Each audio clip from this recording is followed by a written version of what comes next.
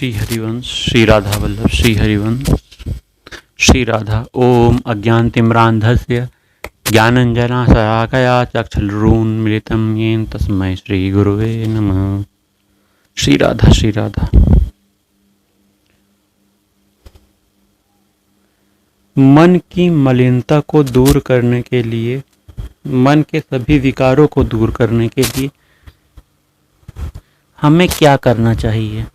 क्योंकि मन ही अगर गंदा होगा तो भगवान के चरणों में कैसे लगेगा, भगवान में मन कैसे लगेगा?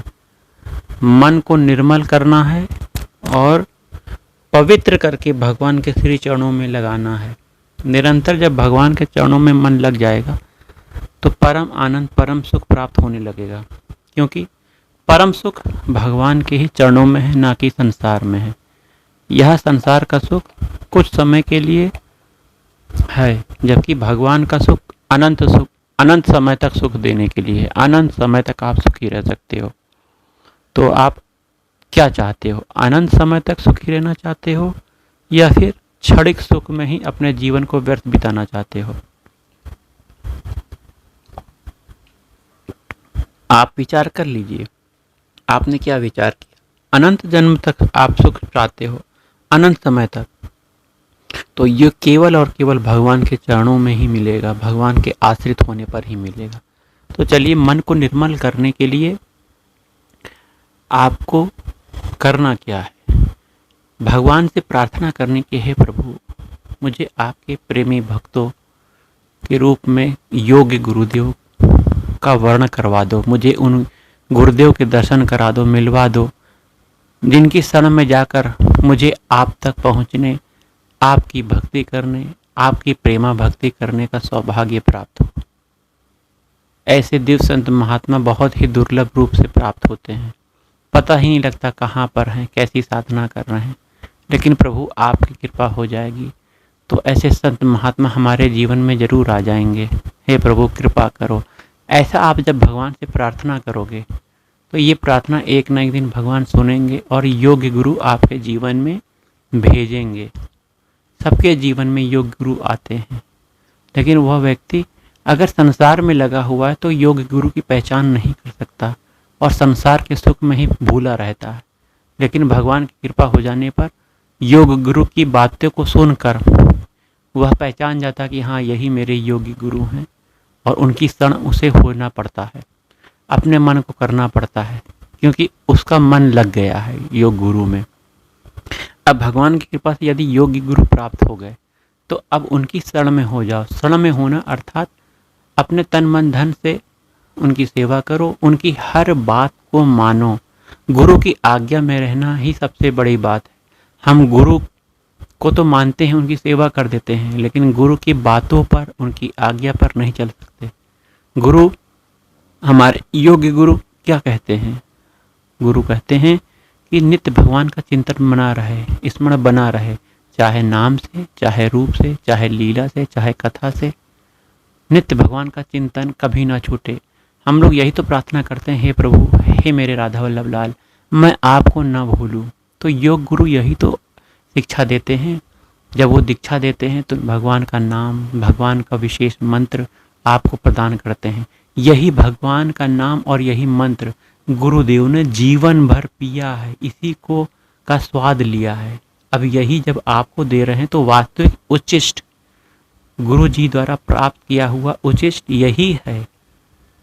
आप जो भगवान, गुरुदेव भगवान का खाया हुआ भोग प्रसाद पाना चाहते हैं वो तो उच्चिष्ट है ही, लेकिन वास्तविक गुरु प्रसाद यही है, भगवान का नाम, भगवान का मंत्र।